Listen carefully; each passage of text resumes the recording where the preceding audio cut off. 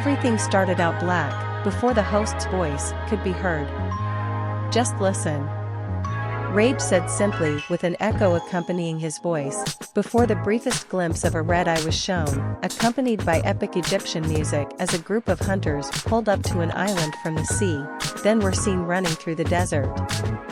"Behold his beauty, behold his power, and behold his fury. Nefu Garumudo. Let's do it."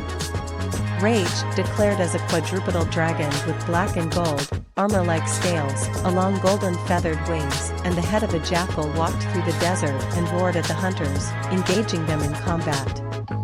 The group was hooked as soon as the beat dropped. "Oh, my gods! This music is killer," Yang said, vibing hard to the music. "I know, right? This is way different from the music I usually listen to, but this theme is getting me amped." Coco agreed. "It kind of reminds me of some vacuum music Sun showed me before he and Neptune left for Mistral and I went back to Menagerie. That was good too, but this definitely has a beat," Ilya added. But then, they saw the dragon in all its glory. "Oh my gosh! That thing is so badass!" Nora cried out. "I know. It looks so terrifying and yet, so regal and majestic," Cinder said in awe. "Its head looks like some kind of wolf or jackal, but yet it is also a reptilian dragon with scales, but also feathered wings?" Penny wondered. "Yeah. It's so strange, but it looks so right, all coming together like that. Like something out of ancient mythology. Maybe even some kind of deity," Blake said in wonderment, even though the creature's canine-like head should be terrifying to her. "Not to mention, it is gold plating on itself. Is it actually smart enough to make some form of armor for itself?" Winter questioned. Boats out in the ocean were shown sinking, before an island could be seen. "Hello, my fellow hunters, today's journey into monster lore is a special one indeed, because we're not just exploring a monster, we're exploring Markja Island, an island that sadly has fallen to natural disasters similar to the frontier, gone and lost from our world. An absolute tragedy, because they had some of the most incredible monsters of any region monsters can be found. Like it's actually silly how incredible some of them be," the host explained, showing images of a blue and gold, jackal-headed raptor, a Mizutsun with white scales, dark purple fur and antennae with electricity coursing between them and inside the bubbles it generated, and a Brachydios with ice covering it along with its slime mold. Many were saddened that yet another region full of monsters was now no more. Another wondrous land filled with incredibly creatures now lost forever. "Truly a shame," Ashbin said, hanging his head in respect for the fallen land and its inhabitants, both people and monsters. "Ah, that raptor looked so cute," Ruby cooed. "Yeah. I wouldn't have thought gold and blue go together like that, but it works," Neo said. "Almost like white, pink and brown, right?" Roman asked teasingly, to which she rolled her eyes and gave him a small shove, but still smiled. But then some of them gasped at the bubble fox wyvern. "That Mizutsun is beautiful," Weiss said in awe. "The pure white just goes so well with that dark purple."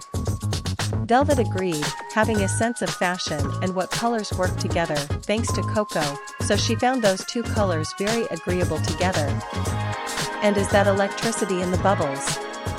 So this thing has water and thunder, like Namiel?" John asked, a bit intimidated by that combo of elements, many of the crew feeling the same way, especially Cinder. And then the Brachydios was shown. "Dang. That Brocky boy looks like it means business," Crow admitted. "I think that's ice on its body. So it has ice mixed with its slime mold.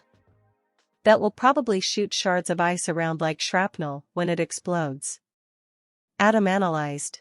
"That'd be quite the sight to behold.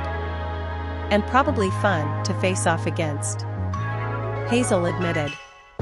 Nephew Garumudo was shown roaring again as the hunters prepared to engage it. And today, we will look at one of that land's unique elder dragons found nowhere else in the world, or if they are, it is in the deepest reaches of treacherous territories we have not yet explored, the paragon and pioneer of the earth element, a sixth element not officially recognized by the guild. Think of it as elementless, monster edition. Those with the power of rock, sand or sheer brute force were lent into earth. That extra oomph, nothing fancy, just raw crushing power. Also found on weapons and usable by hunters. Rage elaborated as a blind girl in green and beige robe stepped forward and delivered a forward chop with her hand, causing 3 spires of sand to shoot forth and slam into a wrestler-like man, sending him flying into a wall. Whoa, that was epic.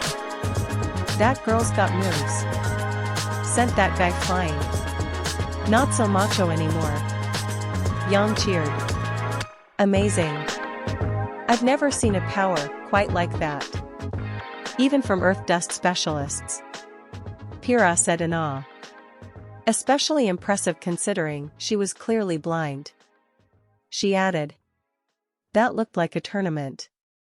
Summer said monotonously, her rage slowly building until she looked up furiously. Who lets a little blind girl fight in a tournament? That roid rage jock had to be at least 3 times her size. He could have brutalized her. The Rose matriarch snapped in rage, her motherly instincts kicking in with a vengeance. That may well be true, Summer, but in case you weren't watching the same fight I was, she defeated that roid rage jock.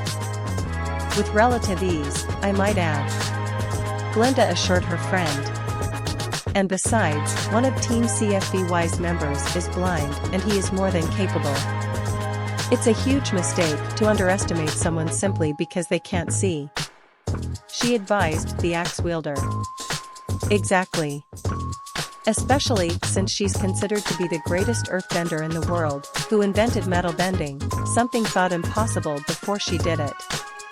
And she hates being treated like she's weak or helpless because she's blind. Rizara explained, making Summer feel a twinge of guilt. The fight with the Elder Dragon continued as the hunters attacked it from behind. But today, we are going to talk about the Dark Crystal Dragon. He is a geomancer, willing the movement of the earth, the rock, the stone. It dances to his command and he will bury you under the fury of 1,000 sandstorms. Rage declared as the monster reared up onto its hind legs and let out a massive roar, the spaces in between its feathers glowing with a cyan blue energy that also radiated off the monster, before it created a whirlpool of sand beneath itself and the hunters to trip up its opponents, then somehow pulling up giant runes and ruins from the depths of the sand, glowing with the same kind of energy as the Elder Dragon. Suddenly, a still image of the monster in front of a black background was shown. The boulder's gonna win this. In a landslide. A very macho man voice declared as if it were the dragon on the screen. Many did double or even triple takes as the creature roared and began to mess with the sand. Did that thing just make whirlpools with sand? Nora cried out. It definitely did. Looks like Shara Ishvalda's not the only one who messes with the stuff. Coco confirmed. To be able to move that much sand, it must be moving at least a ton of sand. Ironwood said in concern. Judging by how it unearthed those ruins, sir, I'd estimate it's moving many times more sand than that. Henny said in both awe and concern. The beginning of the fight was shown again as the hunters rushed in at the dragon roaring at them. Welcome then, properly, to our Geomancer Dragon, Nephew Garumudo, Lord of the Desert and God of Death. The host announced, adding an ominous echo to the monster's second title as everything went black. And I'm not just saying that. Rage insisted with the echo still present in his voice. No way. The God of Death? There's no way a monster is actually that, right? Emerald asked fearfully. Honestly, considering what we've just seen and heard, I wouldn't doubt it. Ren admitted nervously. That doesn't bode well with how powerful its abilities with earth and sand are. Winter said in concern, to which everyone else agreed. Another image of the beast appeared on the screen. So, let's ogle him all over, shall we? Firstly then, his appearance I think is absolutely gorgeous, a trait oft found in many Markja monsters. Almost looking like he was themed by the people of Egypt, that ancient Egypt aesthetic, the gods and myths of that time, and it works beautifully. The gold upon the black pops, and there's no part of him that I'm like you know, a bit much, not enough, it just kinda sings. And we then have his general hood leading up to the back of his head, similar to the classic pharaoh's headpiece/garb that they wore. And, I mean, already tootin', come on. That's cool. The host explained, focusing on the creature's head while showing a second image of the pharaoh's head ornament in question, before everything went black. 'Cause like, come on, that's tootin', come on, right? Very, very hilarious, haha. Rage tried to defend his awful pun on the famous pharaoh's name with an echo to his voice. It really is incredible. I feel like I should be terrified, but it's so striking, I can't help but admire it. Blake admitted. I know. All the golden contrast with the dark parts of its body make it a true marvel. It's hard to look away from. Pira said. Honestly, just looking at the still picture like that, you would almost think it's a statue to some long-lost civilization. Weiss agreed. I mean, I still think the feathers on a dragon and the dog head are kind of crazy, but he seriously pulls off the look. Ilya added. I'm quite drawn by its resemblance to the pharaohs, actually. Cinder threw in as well. Because they had positions of power, I'm guessing? Roman questioned, dodging a burst of flame from the half-maiden. The still image remained the current focus, and the focus remained on the beast's head. And then his head itself, well, this is where you might start to see some real ancient Egyptian vibes, as he is reminiscent of Anubis, the god of funerals and funeral rites, as well as the one who guides souls through the various gates to the afterlife. 1. Rage explained, showing a depiction of a jackal-headed man with an ankh in one hand and staff in the other. Now, Anubis, of course, has taken many forms and various interpretations, but the classic is the half-man, half-jackal, or more specifically jackal head, and he wasn't inherently evil, simply guided and judged lost souls down in the land of the deceased. And, you know, supposedly the inventor of embalming. Good for him. And it makes for one hell of an elder dragon, it really, really does. Someone, the host admitted as he showed several more images of Anubis, as well as an image of an embalming in progress. Many of the intellectuals were surprised to hear such rich history and lore. Well, that's all quite fascinating. This Egypt has a very impressive culture. Glinda said with a smile. Indeed. It's also rather intriguing just how specific Anubis' role in their mythology is. Quite a bit less generalized than the god of creation or destruction. Ashbin agreed. And he significantly advanced the process of handling and preserving the deceased, either for funerals or medical purposes, which would no doubt allow them to advance our medical field significantly. So Anubis provided you all a valuable service, if that is true. Ren added. Then that's pretty cool. How many similarities Anubis has to Nefu Garumudo? Velvet said. Yeah. It's like it's just a dragon version of Anubis, just with wings. John noted. Ooh, maybe Anubis created Nefu Garumudo, like a dragon in his perfect image. RWBY theorized. And once more, the image of Nefu Garumudo was shown, focus shifting to the tail as Rage spoke. So, how does he actually function, our golden-plated death god?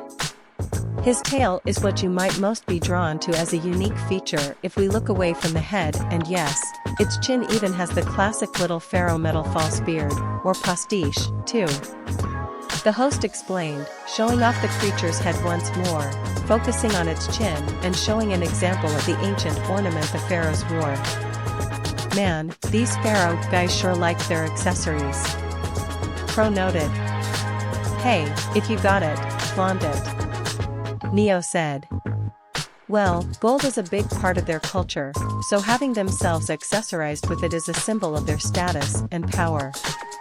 They also believed it was the flesh of the sun god Ra, so wearing large amounts of it was believed to make them more attractive to the gods, supposedly.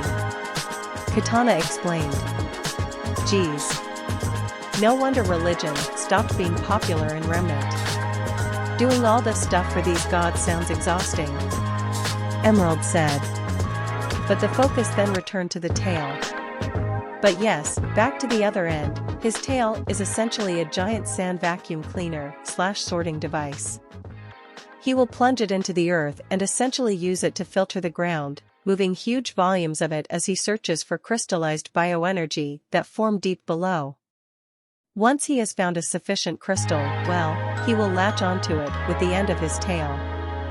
But before we see what that does for him, let us first see how he is as he comes. The host explained the details of its tail as the beast used it to create another whirlpool of sand before pulling its tail free from the ground. Then that proves it. If he's moving all that sand to get to these crystals, and if they are really so deep below the ground, he has to be manipulating and moving multiple tons of sand. That already puts it on par with the biggest and strongest Grim in our world. Ironwood said in concern. And that's without even having the crystal. He must want it for a reason. Summer added. The beast then attempted to pounce on the hunters.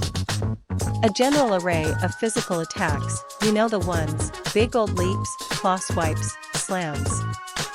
You know, the basic physical kit of elder dragons of this shape, but of course we have to address the sand, the rock, the geomancy tendencies.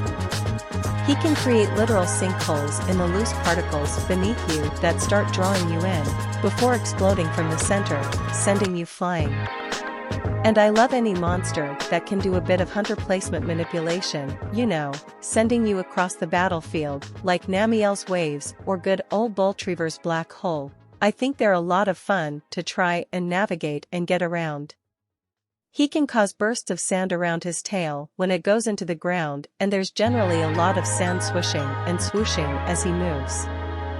Rage listed the dragon's abilities as it bounded across the battlefield, creating small explosions of sand as it hit the ground. That is awesome. Making geysers of sand would be so cool. Could you imagine shooting up pillars of sand or rock at someone, or making the ground move so they slip like that bling girl did? Ruby asked excitedly. Heck, even just the way he's doing things now, with the little sand whirlpools and sinkholes, is pretty cool. Jan agreed with her sister. And that's also why it's so dangerous. Facing something that can manipulate an element you're surrounded by puts you at an absolutely massive disadvantage. Glinda warned them. Indeed. If he can shift the very ground where you step, besides simply falling down, it will compromise your footing and make your strikes far weaker and less effective, assuming they land at all. Ashbin added. That just makes it another challenge to overcome. Adam declared. RWBY said it was difficult to navigate or maneuver around, but not impossible. Which means you can get around it, or maybe even power through. It just ups the risk, which makes victory more satisfying. Hazel agreed. The beast continued to rush back and forth after the hunters it was fighting. And sand really is his ally. He is found in the Great Desert as one of its dominant predators and, until recently, remained undiscovered, spending a lot of its time cloaked and hidden in the farthest reaches of this vast, unexplored wasteland. He's also been known to live out on a remote, secluded island in the ocean that has a great resemblance to the Great Desert, the Great Desert. For further references, you know, where you have the showdown with Jen Morin. Rage explained, showing them images of the great dragon ships, as well as the familiar desert whale, Jen Morin. Yay! The sand whales again! Nora and Ruby cheered. But if Nefu Garumudo is the lord of the desert and actually controls the sand while the others just swim through it, doesn't that mean that it might actually be superior to the Morans? Blake wondered. Everyone went silent at this thought. Whoa. That's a pretty scary thought. A relatively smaller monster beating one of those giants. Coco admitted. Well, that's just a theory at least. It might not actually be true. Now let's stop talking about it. Roman said, trying to move on so they wouldn't have to imagine the thought of the dog-headed dragon beating the massive sand leviathan. Because he likely had the same thought as the others, if that was indeed true and it could beat the Morans, what chance would they have? The hunters were now behind the elder dragon, who tried to knock them away with a tail swipe.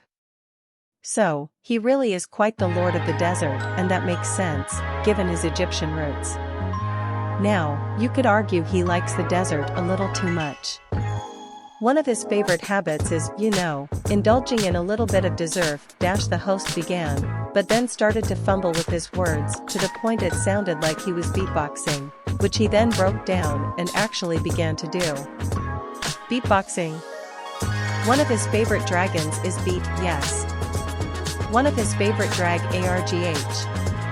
I can't speak. Rage began to well, Rage, before color test appeared on screen as if Rage was having technical difficulties. Many of the teens laughed at Rage messing up his words. Oh, man. That's a mood. John said with a hint of embarrassment. There had been a few sparring sessions where, in the heat of the moment, he fumbled his words while hiding from Yang's punches behind his shield, so his team couldn't understand his instructions and got confused, allowing Team RWBY to get the upper hand on them. I gotta say, he's pretty good at beatboxing, though. Velvet said with a giggle. Coco sometimes liked to rap, and so Velvet learned to beatbox to back her up. This is what happens when you don't write a script. Winter criticized. Or at the very least, take a few moments before recording to solidify your thoughts and what you want to say when speaking. Weiss agreed, rolling her eyes with several of the adults. There's also the option of doing another take. Penny added. One of the hunters fighting Nefu Garumudo had a giant blue crystal on his back, but the beast charged him and knocked it away. One of his favorite hobbies that he can't help but indulge in is desertification. This is the process where previously lush, verdant, life-filled land becomes, well, barren wasteland desert. Rage explained, showing the image of a desert encroaching upon lush green plains.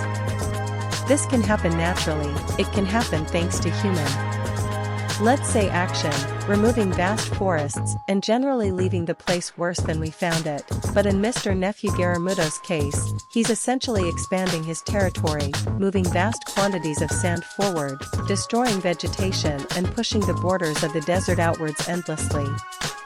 Not great on the other ecosystems that are being claimed in the wake of his conquests. The host elaborated as the creature took to the air, then slammed down on the hunters. Many of the audience were horrified at this. All that beautiful and fertile land destroyed. It's a tragedy. Pyrrha said sadly. Then we cannot allow this creature on Remnant. Vacuo is already inhospitable enough, with only 2 remaining settlements. If Nefu Garumudo were to appear and spread the desert even further and make the conditions in those settlements even harsher, the people wouldn't stand a chance. Ironwood said. Not to mention, it could very well spread beyond the reach of Vacuo and the desert to reach Vale and our surrounding territories. Ashbin said. That would include Patch. Summer said in horror, Ruby and Yang hugging their mother tightly at the thought of losing their home. 3. And most of Menagerie is a desert. And way harsher than Vacuo's desert. If it showed up there, Faunus would lose the one home and safe haven they have on Remnant. Blake said in horror, hugging Emerald and Iliath tightly. It's not coming to Remnant, I don't care what any of you say. I'll fight you all. Ilia snapped. No one disagreed. The beast then spun in a circle, swiping hunters away, before creating a geyser of sand to blast them back. And thus, the guild needing him, well, encouraged with lots of, stabbing to stop. Despite actually being one of the few elder dragons that peacefully coexisted with the ancient civilization, wasn't a prominent figure in the Great Dragon War and generally didn't really have any issues with the humans on the time. He was quite happy to, well, sit around the place and coexist. Which I can only feel, again, is quite the nod to his Egyptian origins, given the Anubis connotations, and the fact he looks like the classic jackal figurines. He was fairly loved and revered by the ancient Egyptians. Or, you could say an ancient civilization really liked Anubis, so the Anubis dragon got on well with the ancient civilization. I always thought that's pretty cool. Rage admitted while showing off parchments of Anubis and the ancient Egyptians working closely together. Many were surprised at this information, left unsure of where they sat with the dragon now. I'm not sure how to feel about that. Anyone else? Neo asked.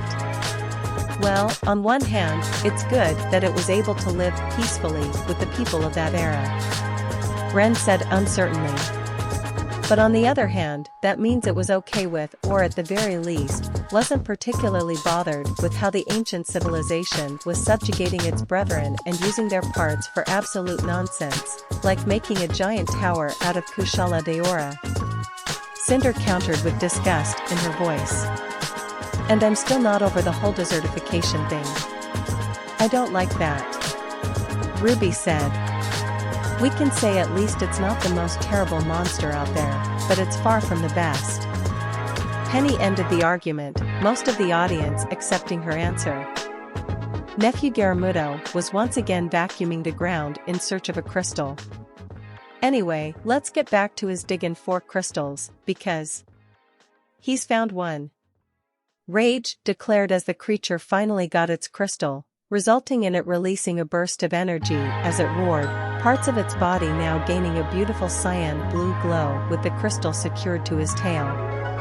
And there we have his true, energized form. Much like the tail can suck, vacuum, process, and absorb the sand itself, it can do the same with the crystalline energy pulsing in the gem he has newly found.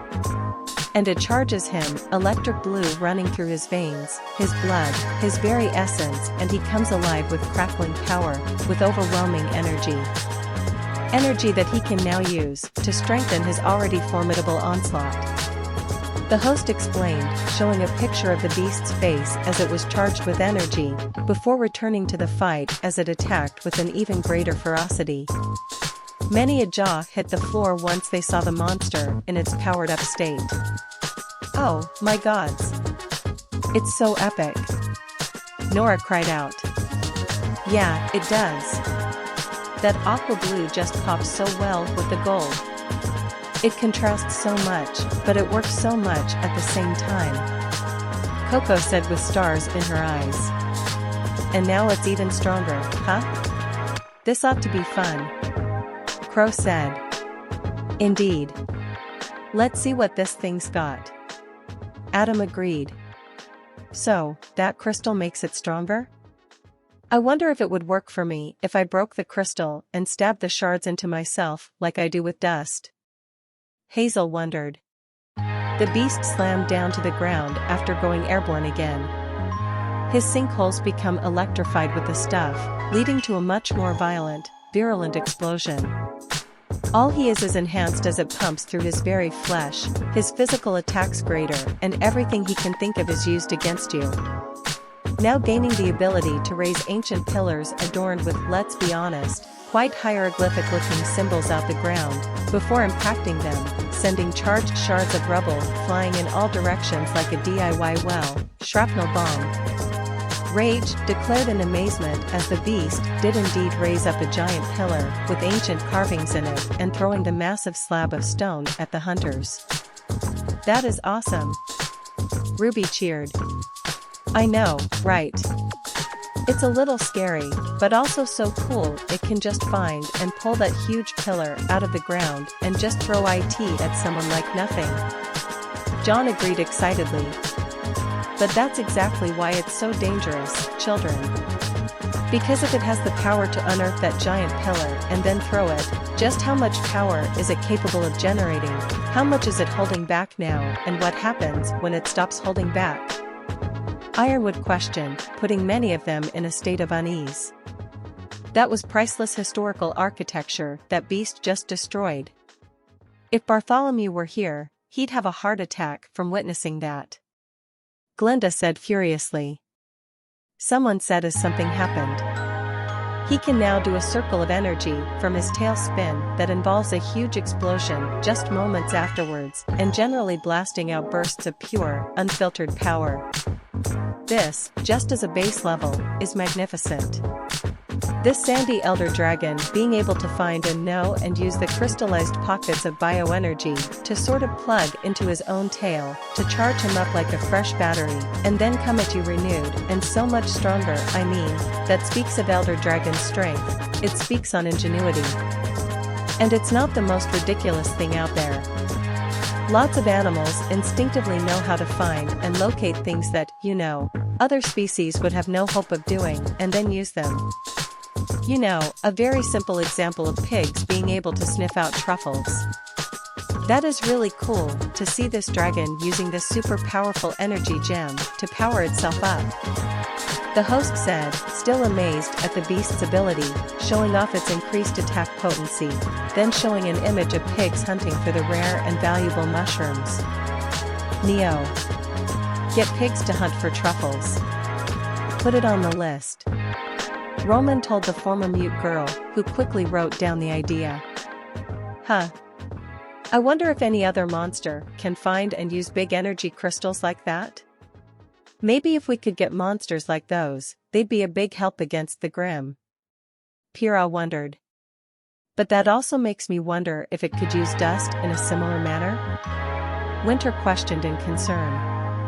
The hunter then attempted to swipe at the tail, but the creature turned out of the way just in time. However, this can be turned against the monster, because you can then attack the tail that's holding the gem, which if you do enough damage, will cause him to drop the gem, which you can then pick up, and now you're the one glowing with the blue energy, all powered up. Isn't that awesome? But be careful, because if you then get hit, you'll drop the gem, and guess what? He wants to pick up his gem again.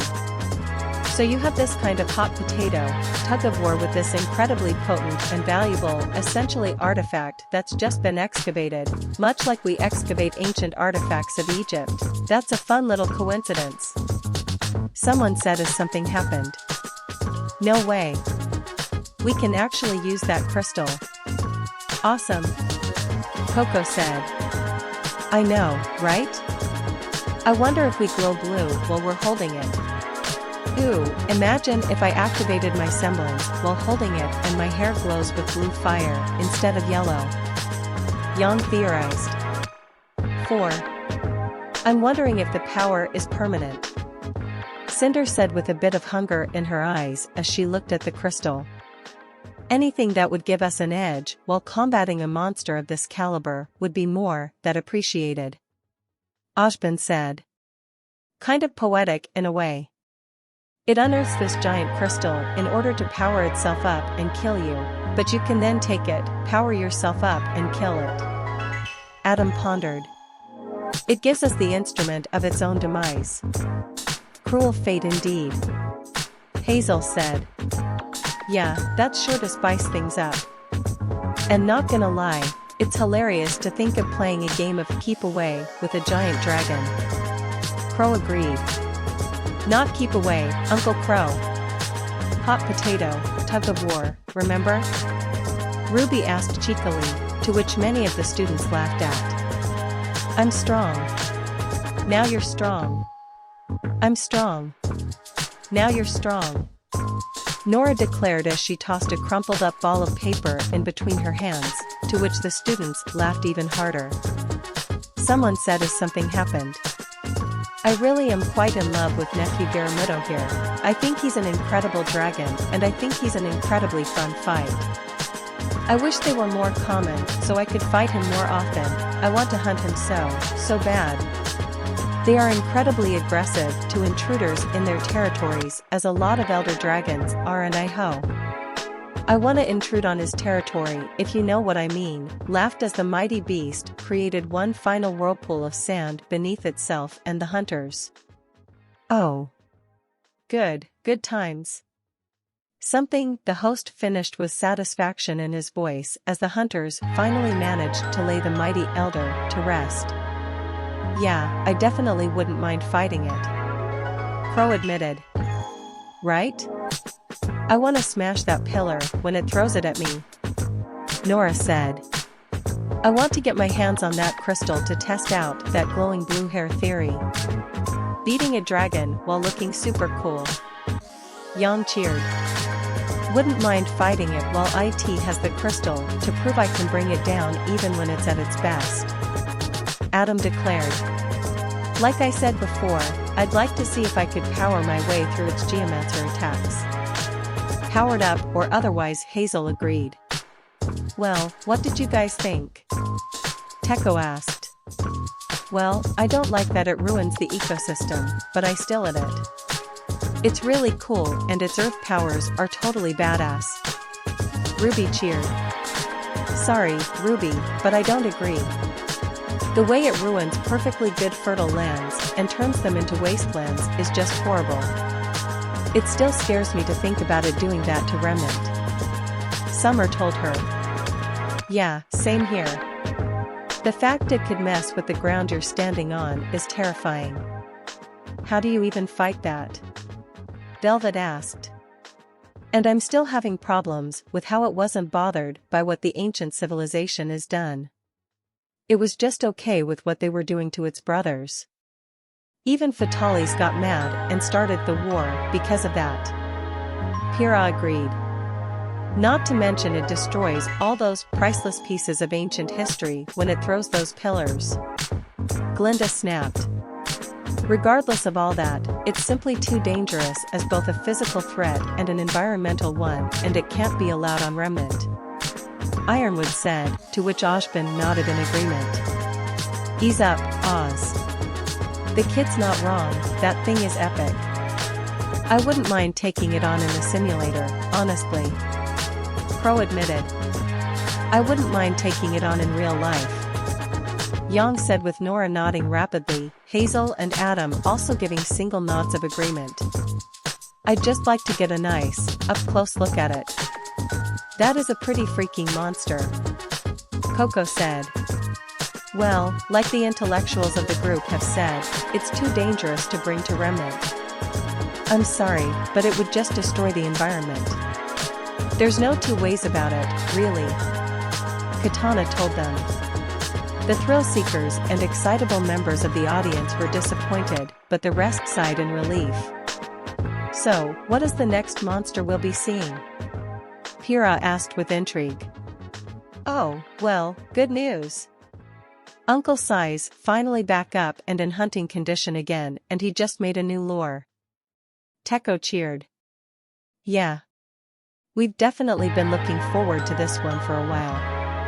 Rizara agreed, before giving a side glance to the fourth wall, indicating that she didn't just mean herself, her sister and her mother when she said we. Yep. It's another 2-in-1 video. So get ready for Xena Jiva and Safi Jiva. Katana declared as she started up the next video.